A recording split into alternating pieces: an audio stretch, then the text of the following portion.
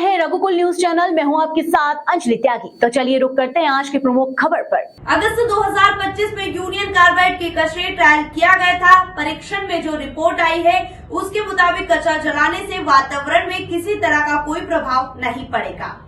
इस रिपोर्ट के बाद हाईकोर्ट ने हमें कचरा जलाने के लिए निर्देशित किया। अगर हमें लंबे समय तक आगे बढ़ना है तो जो लोग राजनीति कर रहे हैं उन्हें भरोसे में ले, जनप्रतिनिधियों से इस मामले में बातचीत करें। प्रभारी मंत्री कैलाश विजयवर्गीय आज दिन में 3 बजे से इस मामले में बातचीत करेंगे और जनप्रतिनिधियों को विस्तार से कचरा उत्पादन की प्रक्रिया की जानकारी देंगे। इस कचरे को हम पीतमपुर में जलाने जा रहे हैं। उसका पहले भी ड्राई रन कर चुके हैं, जिसकी रिपोर्ट सुप्रीम कोर्ट में जमा की थी। उसी रिपोर्ट के आधार पर सुप्रीम कोर्ट ने इस कचरे को नष्ट करने के निर्देश हमें दिए थे, जिसमें यह साफ कर दिया गया था कि इस कचरे के जलने से पर्यावरण पर कोई प्रभाव नहीं पड़ेगा। जो लोग इस मामले को राजनीति कर रहे हैं, मैं उनसे कहना चाहता हूँ कि कोर्ट के निर्देश के अनुसार सरकार कार्य कर रही है। हमें जनता की भी चिंता है। उस दिन उस रात में भी यहाँ विद्यार्थी परिषद की बैठक में हिंदी ग्रंथ अकादमी के डायरेक्टर अशोक कड़ेल जी और हमारी परिषद की पूरी टीम संयोग से उस दिन भोपाल में ही थी। रात के समय गैस लीक होने में हम एमएलए रेस्ट हाउस थे।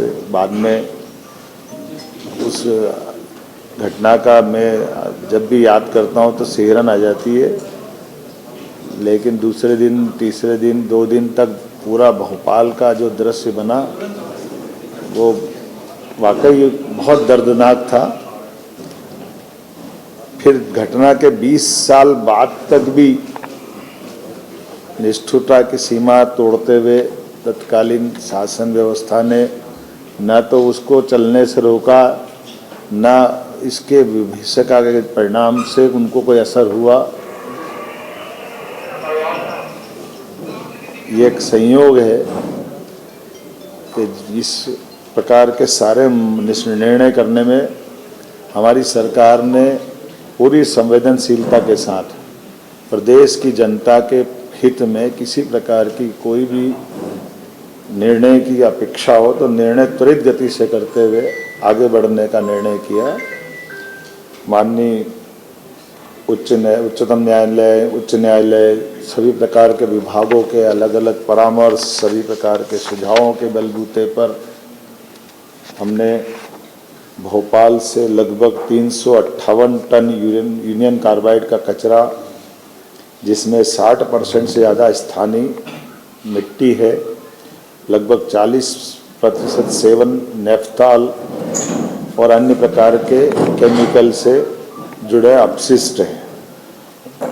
सेवन नेफ्थॉल रेसिड्यूस मूलतः मिथाइल आइसोसाइनाइड और कीटनाशकों को बनाने में सह उत्पाद की भूमिका में रहता है और इसका जहरीलापन भी वैज्ञानिकों के शब्दों में 25 साल में लगभग पूरा हो जाता है।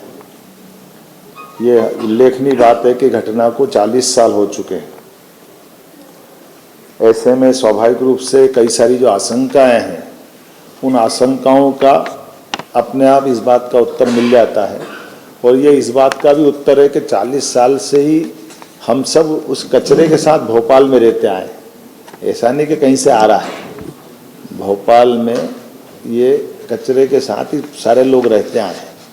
तो इसलिए इस चीज़ को स्मरण में भी रखना है कि जिस बात को तथाकथित लोग एक आशंका से मन में लाते हैं, उनके लिए सारी बातों को समझाने के लिए मैंने बात कही है।